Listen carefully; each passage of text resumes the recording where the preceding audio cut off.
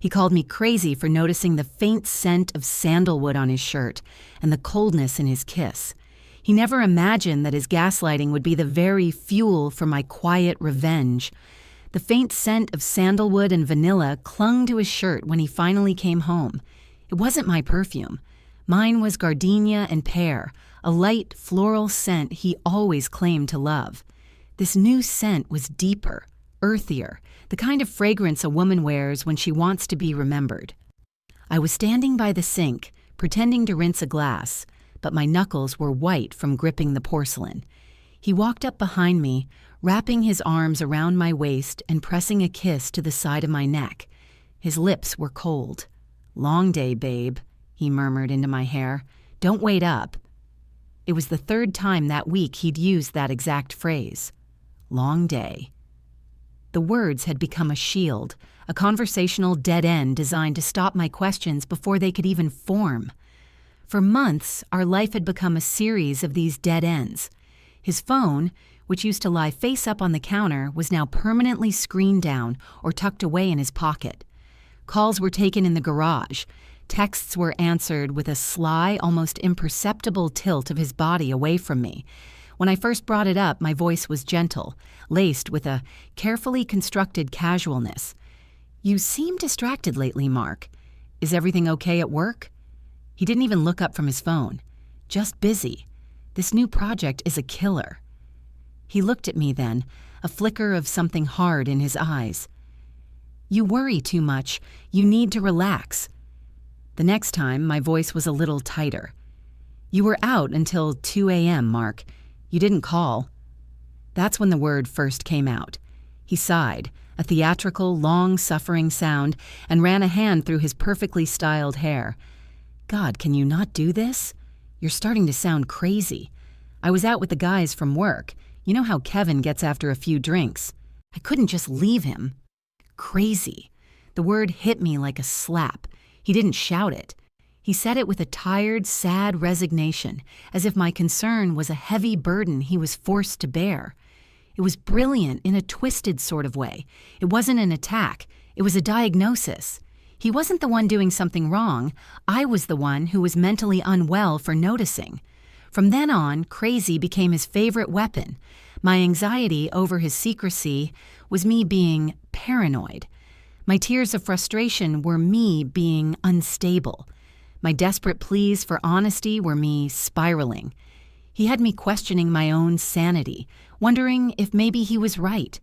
Maybe the stress of life was finally getting to me. Maybe I was inventing shadows where there was only light. The illusion shattered on a Tuesday afternoon. He'd left his iPad on the coffee table, a rare oversight. I was tidying up when it chimed, the screen lighting up with a notification. It was a message from a woman named Chloe. My heart stopped. The preview on the lock screen was more than enough. "Last night was incredible. Can't stop thinking about you," followed by a string of heart and fire emojis. I felt the air leave my lungs in a rush, a silent scream that made my vision swim. It wasn't a shadow, it was a 5-alarm fire, and I'd been living in the smoke for so long I'd forgotten what clean air felt like. My hands shaking, I managed to unlock the iPad. His birthday, of course, the same password for everything. The message thread was a novel of his betrayal, pictures of them at dinner, her laughing, holding a glass of wine, flirtatious messages, explicit plans, and then I saw it.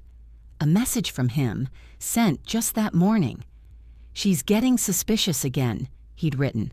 "I had to stay home last night and play the doting husband. Honestly, Chloe, I don't know how much more of her craziness I can take. She's completely unhinged." My blood ran cold. He was painting me as a monster to her, the obsessive, hysterical wife from a bad movie. He was using my pain, the very pain he was causing, as a tool to gain her sympathy. He was making me the villain in a story where I was the primary victim. I scrolled through her replies, her syrupy words of comfort. "Poor baby, you don't deserve that. You deserve to be happy." She was buying every word. She probably pictured me at home, rattling the cage of my own insanity while he, the poor, trapped man, sought refuge in her arms. Rage, pure and undiluted, washed over me. It was so potent it felt like strength. My mind, which had been a fog of self-doubt for months, suddenly became crystal clear. He thought I was crazy. I would show him what a woman on the edge of reason was truly capable of. But I wasn't going to scream or throw things. I wasn't going to give him the satisfaction of proving his narrative right. No, my revenge would be quiet, precise, and utterly devastating. I went to the back of our closet to a dusty box filled with old tax returns and sentimental junk I could never bring myself to throw away. My fingers dug past old concert tickets and dried flowers until they hit a thick manila envelope. I pulled it out. The official seal of the city police department was printed in the top left corner. I hadn't looked at it in 5 years, not since that awful night early in our marriage, the night he'd sworn was a one-time mistake, fueled by stress and too much whiskey. A night that ended with a broken lamp, a neighbor's panicked 911 call, and me giving a statement to a sympathetic female officer who looked at the bruises forming on my arm and told me, "This is just the first time you've called." I didn't listen then. I believed his tears. I believed his promises. I buried the report and the memory as deep as I could. But Mark had just made a fatal error. He'd reminded me it existed. He had told his mistress I was crazy. He had no idea I still had the paperwork that proved who the real monster was. A quick search on social media was all it took. Chloe had a public profile. She was a yoga instructor, all sun-kissed smiles and inspirational quotes about living your truth. There she was, posing with her dog, her friends, living a life of blissful, curated ignorance. I stared at her happy, trusting face, and I didn't feel jealousy anymore. I felt a cold, hard pity. I downloaded the report to my computer, the stark black and white PDF, a stark contrast to her colorful Instagram feed. I opened a new message. My hands weren't shaking anymore. My mind was a steel trap. I was about to arm a stranger with a truth so toxic it would incinerate everything Mark had built. I typed out a single line, a simple, chilling invitation. "You don't know the man you're sleeping with, but I'm about to introduce you." I paused, my thumb hovering over the attach file icon. This was it. There was no going back. My finger pressed down, and the digital file shot out into the ether, a poison-tipped arrow aimed at the heart of his carefully constructed world. The moment it was gone, a wave of adrenaline and nausea washed over me. I slammed the iPad shut, my heart hammering against my ribs. What had I just done? I had just handed a loaded gun to a complete stranger, a woman who had every reason to hate me. She could show it to Mark. She could dismiss me as the crazy, vengeful wife he'd described and block me forever.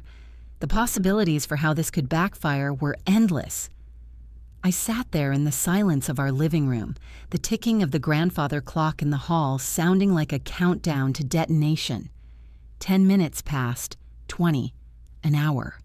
Nothing. The silence was worse than a bad reaction. It was a void, a black hole of uncertainty. I started to second-guess myself. Maybe she wasn't checking her messages. Maybe it went to her junk folder. Maybe this grand cinematic act of revenge was just going to fizzle out into nothing. The sound of Mark's car pulling into the garage sent a jolt of pure ice through my veins. I scrambled to put the iPad back exactly where I'd found it, smoothing the throw pillow beside it. I rushed to the kitchen, grabbing an onion and a knife, needing something, anything, to do with my hands. When he walked in, I was dicing with frantic, unnecessary precision. "Smells good," he said, kissing the top of my head. The lie was so effortless for him. I wasn't even cooking yet. He opened the fridge, grabbing a beer. "Anything exciting happened today?" The irony was so thick I could have choked on it. "Just the usual," I said, my voice remarkably steady. "Work, errands, the thrilling life of a suburban wife." He grunted in response, already absorbed in his phone. He sat at the kitchen island just a few feet away from me, scrolling, completely oblivious to the fact that I had just carpet-bombed his secret life. We existed in two separate realities in that moment.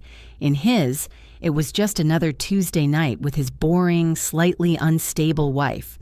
In mine, I was a saboteur, a secret agent waiting for the fallout from the bomb I'd just planted. He was laughing at something on his phone when my own phone, which I'd placed on the counter behind the fruit bowl, buzzed silently. I'd turned off the ringer, but the vibration was like an electric shock. I nonchalantly walked over to grab a glass for water, my back to him, and glanced at the screen. It was a message request from Chloe. My breath hitched. I took a long, slow sip of water, trying to calm the wild bird fluttering in my chest. Mark was still chuckling at a video. I swiped the screen to open the message. It was just 3 words. "What is this?" I typed back, my thumbs flying across the screen. "It's a police report. From 5 years ago. The name of the victim has been redacted, but it was me. The name of the offender, as you can see, is Mark Peterson. Your Mark." I placed the phone face down and went back to the onion, my eyes starting to water from the fumes, which was a convenient excuse for the tears that were suddenly blurring my vision. He looked up. "You okay, babe? Onion's a killer, huh?" he said, with a small, unconcerned smile.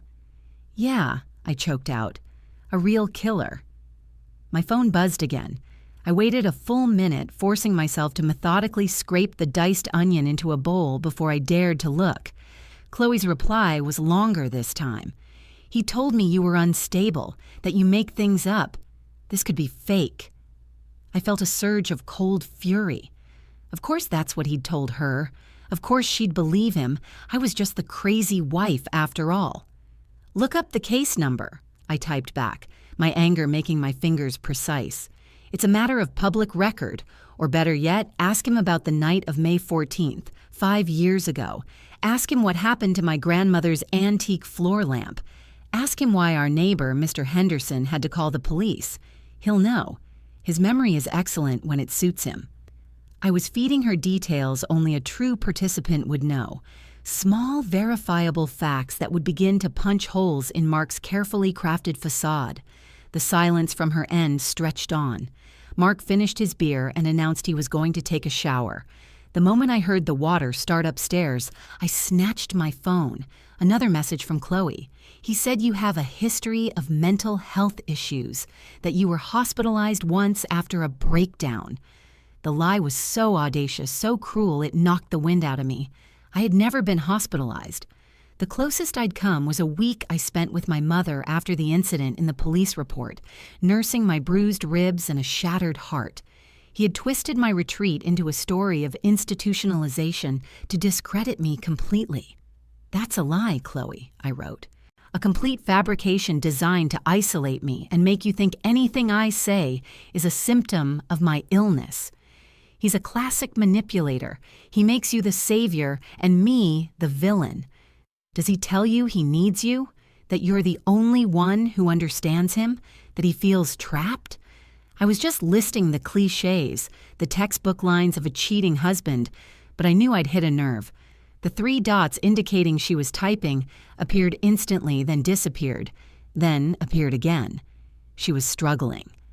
Finally, the message came through. It was different this time.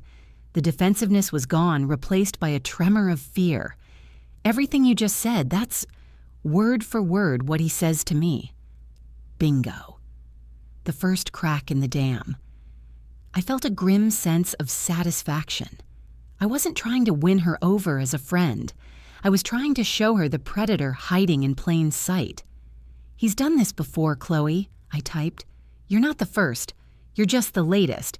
But you're the first one I've been able to warn." The bathroom door upstairs opened. The sound of the shower had stopped. Mark was done. My time was running out. My phone buzzed one last time, a vibration that felt like it shook the entire house. I looked down, my blood turning to ice. It was a new message from Chloe, stark and terrifying. "He just texted me. He's coming over now. He says you've been acting weird all night and he needs to get away." The words on the screen seemed to glow with a malevolent energy. He's coming over now. My meticulously planned, remote-controlled detonation had just become a live-fire exercise, and I was standing at ground zero. Mark was walking right into a trap he didn't know existed, and I had no idea if Chloe was friend or foe. Was she warning me? Or was she setting me up, ready to show him my messages and prove, once and for all, that I was the scheming, crazy wife he described? Footsteps padded down the stairs. I shoved my phone into my back pocket and forced my body to relax, turning back to the half-prepared dinner as if I didn't have a care in the world. He walked into the kitchen, dressed in jeans and a fresh polo shirt smelling of soap and sandalwood. His hair was still damp. He wasn't dressed for a quiet evening at home. "Hey, I've got to run out for a bit," he said, grabbing his keys from the bowl on the counter. His tone was breezy, casual, the same tone he'd used for months. "Oh?" I said, not turning around. I focused on stirring the risotto, the repetitive motion a strange anchor in the swirling chaos of my mind. "Where are you headed? It's getting late. Kevin's having a crisis. His wife's threatening to leave him again. I'm just going to go over, have a beer with him, try to talk him off the ledge." The lie slid off his tongue so smoothly, it was almost beautiful.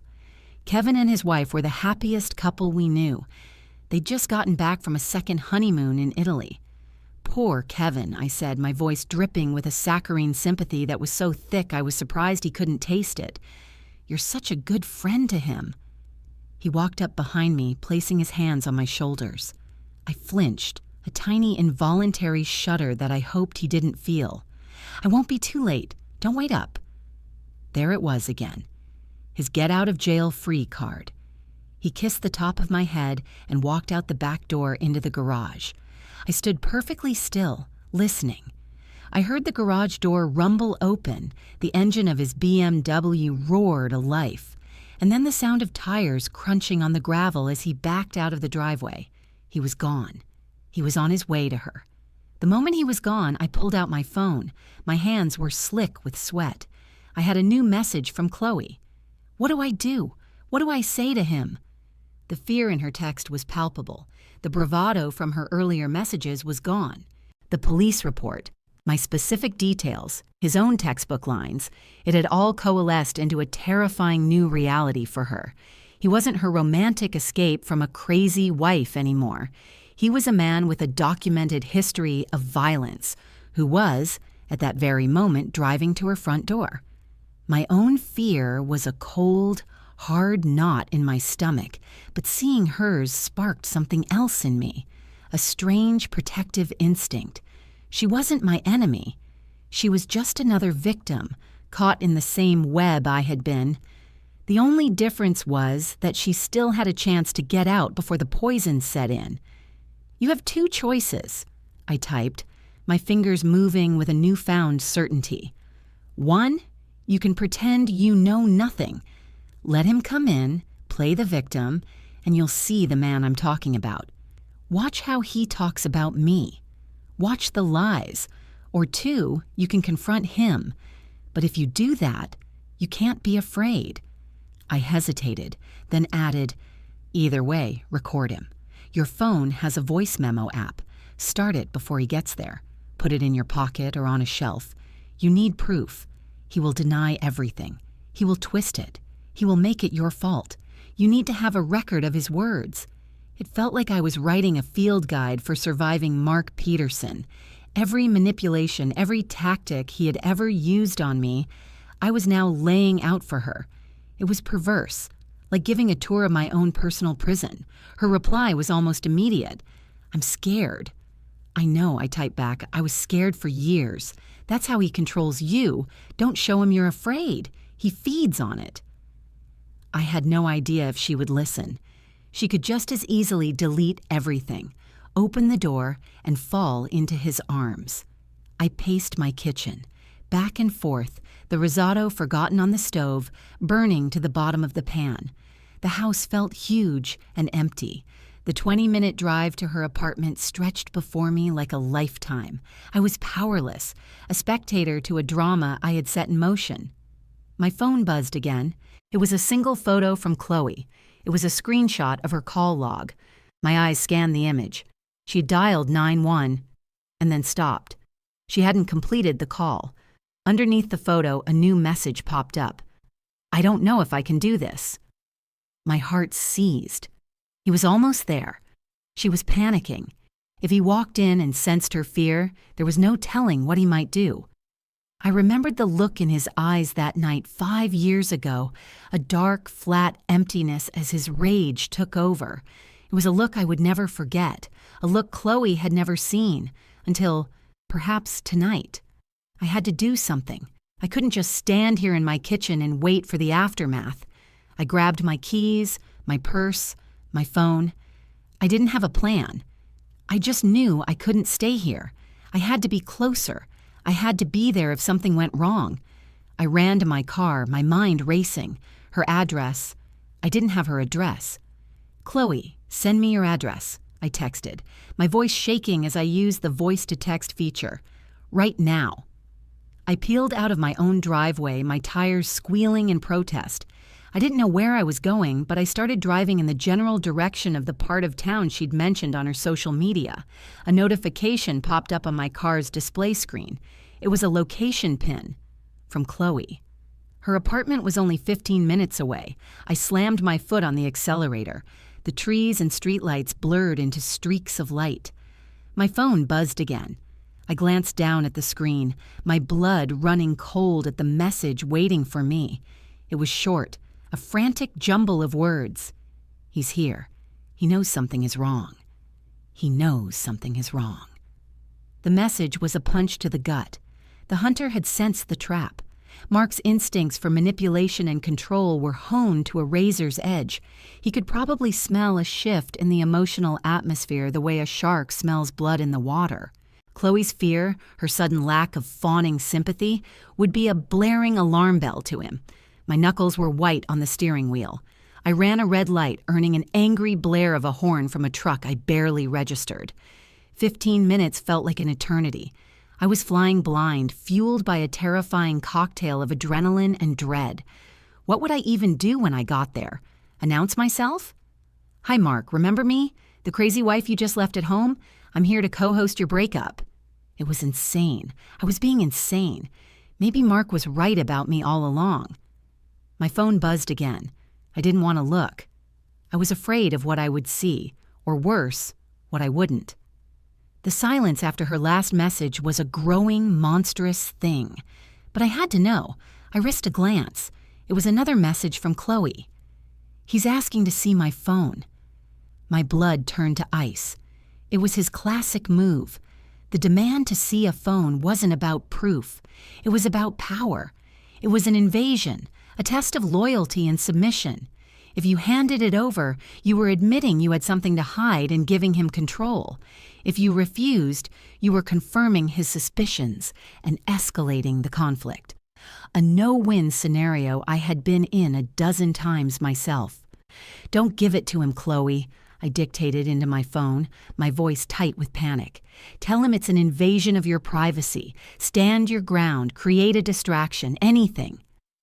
I was giving her the advice I'd never been strong enough to take myself. I had always caved, handing over my phone with a trembling hand, my stomach in knots as he scrolled through my messages with a smug, proprietary air, looking for any evidence of dissent. I was only 5 minutes away now, navigating the unfamiliar streets of her apartment complex, the GPS a calm, detached voice in the screaming chaos of my thoughts. "In 800 feet, your destination will be on the right." Then my phone began to ring. The screen lit up with Chloe's name. My heart leaped into my throat. Why was she calling me? Was Mark with her? Was this a trap? My mind raced through the possibilities as I swerved into a parking spot in the visitors section, the tires bumping hard against the curb. I answered, but said nothing. My breath held tight in my chest. For a second, there was only silence. Then I heard it. A muffled sound, a rustling, and then Mark's voice, low and menacing, a tone he never used with me anymore, but that I recognized from the darkest corners of my memory. "Who are you calling?" "What are you hiding from me, Chloe?" he was saying. His voice was close, clear. She must have the phone in her pocket, a pocket dial, or more likely, an intentional one, a desperate silent scream for a witness. "It's nobody, Mark. It was a spam call," Chloe's voice replied. It was trembling, thin, and reedy. All the yoga instructor confidence was gone. She sounded like a terrified child. "Don't lie to me," he snarled. I could hear a scuffling sound, the sound of a small struggle.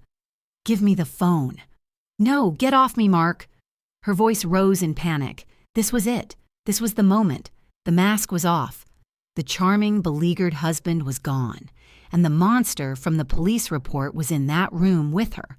I threw my car door open, my keys still in the ignition.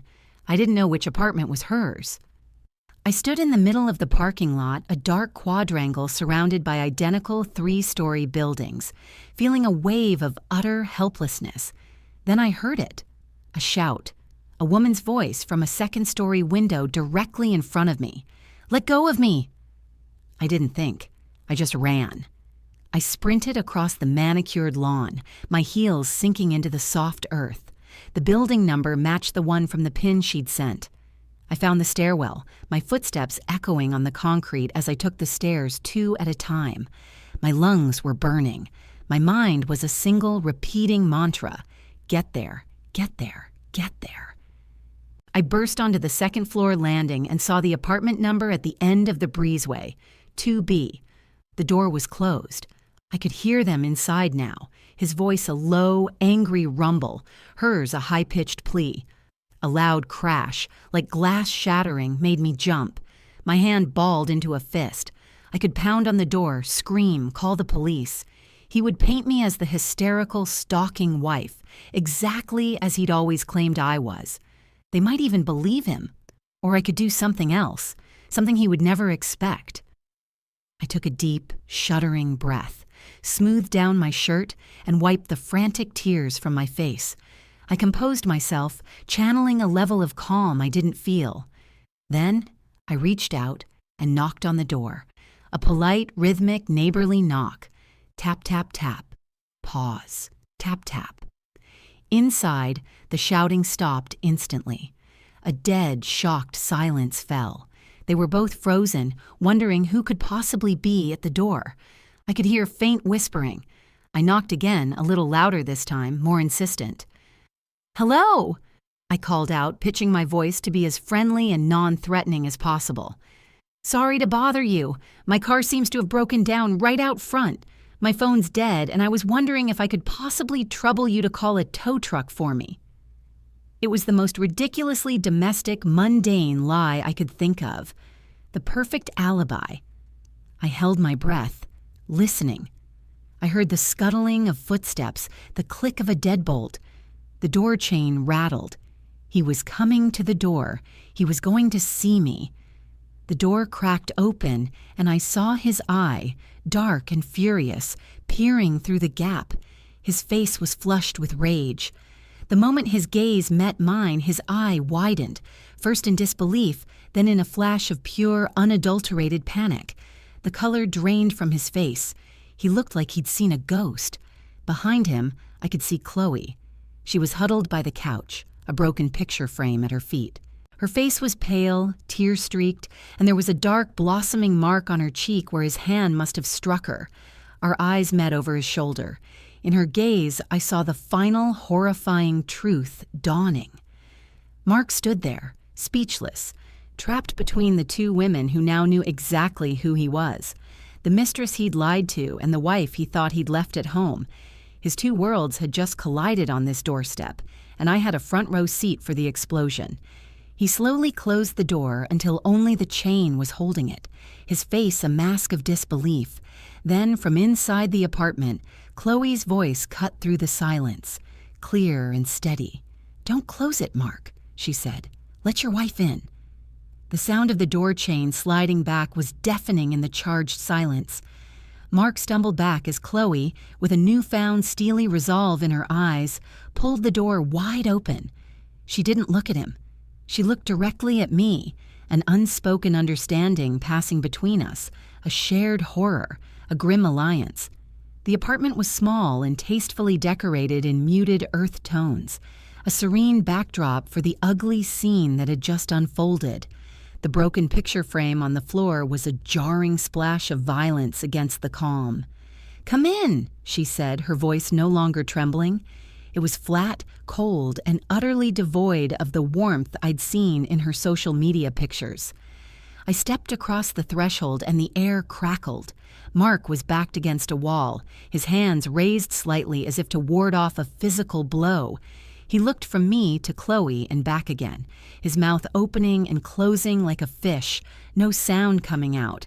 The master manipulator, the man who always had a lie, a deflection, a perfectly crafted excuse, was rendered completely speechless. His brain was visibly short-circuiting, unable to process how his two carefully segregated realities had merged into this one catastrophic moment. What are you doing here?" He finally managed to stammer, his question directed at me.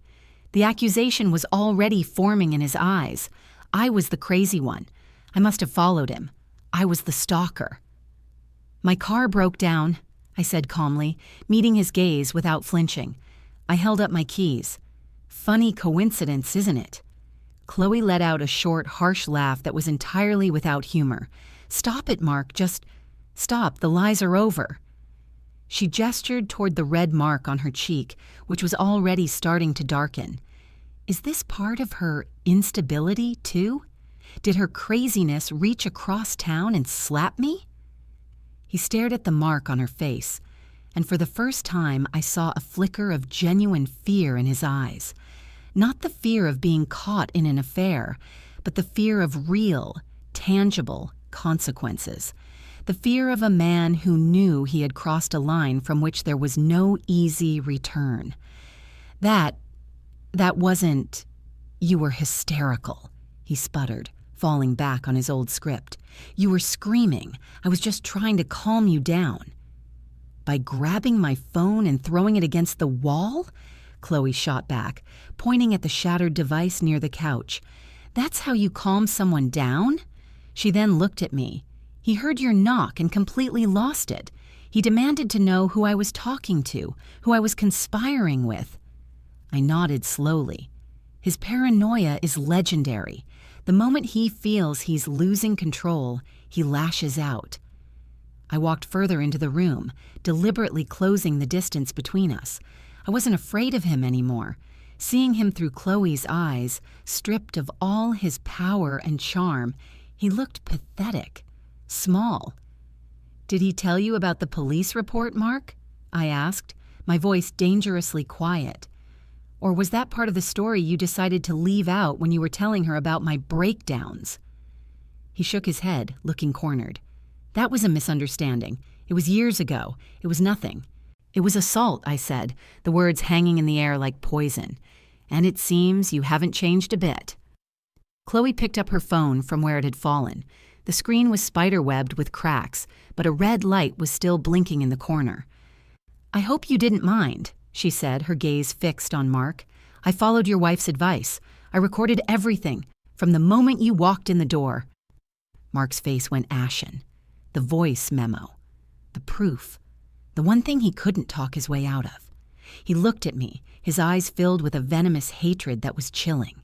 He saw me, finally, not as his unstable wife, but as the architect of his downfall. "You," he hissed. "You did this. You twisted, manipulative." "Me?" I cut him off, my voice rising for the first time. "I did this." "No, Mark, you did this. You did this with every lie, every late night, every time you called me crazy to shut me up. You built this prison for yourself, and the walls just came crashing down. The only difference is that this time, there was someone else on the outside who could hear me screaming." Chloe took a step forward, holding her phone up like a shield. "I want you to leave," she said to him, her voice ringing with authority. "Get your things, whatever you have here, and get out of my apartment. Now." He looked like he wanted to argue, to fight, to unleash the rage that was simmering just beneath his skin, but he looked at me, standing by the door, and at Chloe, holding the recording that could ruin his career and his reputation, and he knew he was checkmated. Defeated, he stalked into the bedroom, emerging moments later with a dop kit and a jacket. He didn't look at either of us as he pushed past me and out the door, slamming it shut behind him. The silence he left behind was profound. For a moment, Chloe and I just stood there, two strangers bound by the shared trauma of the same man. "Are you okay?" I asked, my voice softening. I looked at her cheek. "You should put some ice on that." She touched her face gingerly and nodded, a tear finally escaping and tracing a path down her cheek. "He told me you were a monster," she whispered, her voice cracking. "He made you sound so unhinged. He said he was scared of you."